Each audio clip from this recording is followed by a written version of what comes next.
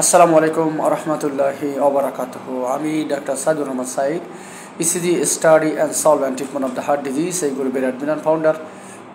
মাদারীপুরবাসীর জন্য চিকিৎসা সেবা এই গ্রুপের অ্যাডমিন অ্যান্ড ফাউন্ডার। রোগী দেখতেছি আসমত আলী খান সেন্ট্রাল হাসপাতাল। আসমত আলী খান সেন্ট্রাল হাসপাতাল মাদারীপুর সদর সদর যে থানা আছে তার অপোজিটে। আমরা আজকে খুব গুরুত্বপূর্ণ একটা কেস নিয়ে আপনাদের কাছে হাজির হয়েছি। এই পেশেন্টের হচ্ছে আমার কাছে যে ফিচার নিয়ে এসেছেন সেটা হচ্ছে যে ওনার কথা বলতে একটু সমস্যা হচ্ছে, মুখ ভারী ভারী লাগতেছে, ওজন বৃদ্ধি পাচ্ছে ওনার। আপনার কি সবসময় শীত লাগে, না গরম লাগে না শীত লাগে? অনেক সময় ঠান্ডাও লাগে। কোল্ড ইনটলারেন্স আমরা বলি, এইগুলো হলো লক্ষণ, যে শীত লাগা।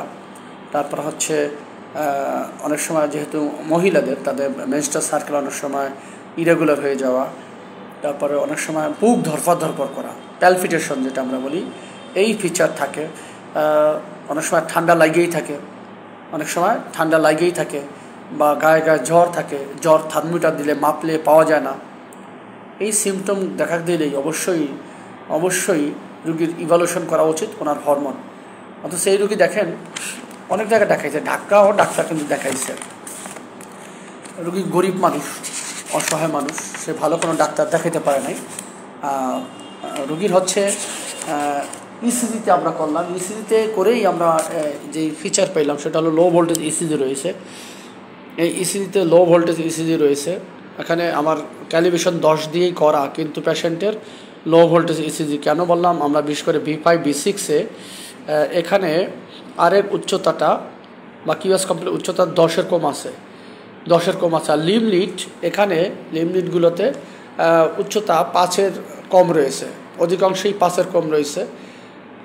এবং ইসিতে আরও একটা প্রবলেম আছে, সেটা হচ্ছে পেশেন্টের পোর প্রোগ্রেশন অফ আর কেন বললাম আমরা? সেটা হলো যে V1 থেকে নর্মালি V5 V6 পর্যন্ত height of the R progressively increase হওয়ার কথা, সেখানে ইনক্রিজ হয় নাই। স্পেশালি V4 অ্যান্ড V5 এখানে হাইট অফ দ্য আরের উচ্চতা এসের উচ্চতার চাইতে অবশ্যই 4-এ যে বড় হবে সেইটা কিন্তু হয় নাই। 4-এ দেখেন আর ছোট, এস বড়, দ্যাটস ওয়াই এটাকে আমরা আর ফরম V1 to V4 বলছি। এবং আরেকটা আছে, পেশেন্টের টিওয়েভ ইনভার্সন রয়েছে, সেটা মেইনলি অ্যান্ট্রোলেটার ওয়াল। এবং আরও একটা আছে ইনকমপ্লিট আরবিবি রয়েছে। তো পেশেন্টকে আমরা একটু দেখাই। আসসালামু আলাইকুম, ভালো আছেন মা? আপনি এই যে অবস্থা, এটা কতদিন ধরে? 1 বছর আগর ধরে। এখন মুখ ভার হয়ে গেছে, কথা বলতে একটু সমস্যা হচ্ছে, তাই না? আমরা বলি হচ্ছে মুন ফেস। এই পেশেন্টের ঠিক আমাদেরকে একটু তাকান, মুন ফেস রয়েছে। এগুলো আমাদের যারা স্টুডেন্ট রয়েছে, মেডিকেল স্টুডেন্ট রয়েছে, তাদের জন্য খুবই গুরুত্বপূর্ণ।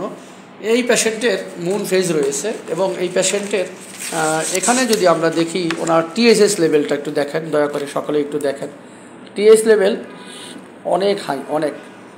একজন মানুষের TSH লেভেল স্বাভাবিকভাবে 0.5 থেকে 5 পর্যন্ত থাকার দরকার, মানে 50 পয়সা থেকে 5 টাকা। ওনার আছে 82 টাকা, মানে অনেক বেশি, নর্মাল ভ্যালুর চেয়ে অনেক বেশি। এবং পেশেন্টের এই যে মাউথ হালকা একটু ডেভিয়েশন আছে এবং কথা জড়াই যাচ্ছে। এখন সেটা কি এই হরমোনের কারণে হয়েছে কি না?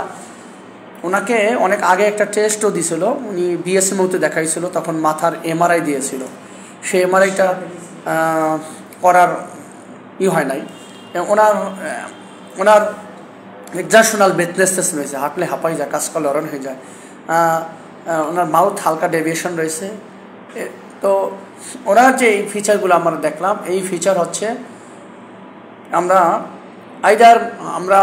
মনে করেছি যে প্রথম আমরা মনে করছি যে এটা হরমোনাল প্রবলেম আছে। যেহেতু ইসিজিতে লো ভোল্টেজ ইসিজি রয়েছে, ইসিজিতে আছে লো ভোল্টেজ ইসিজি,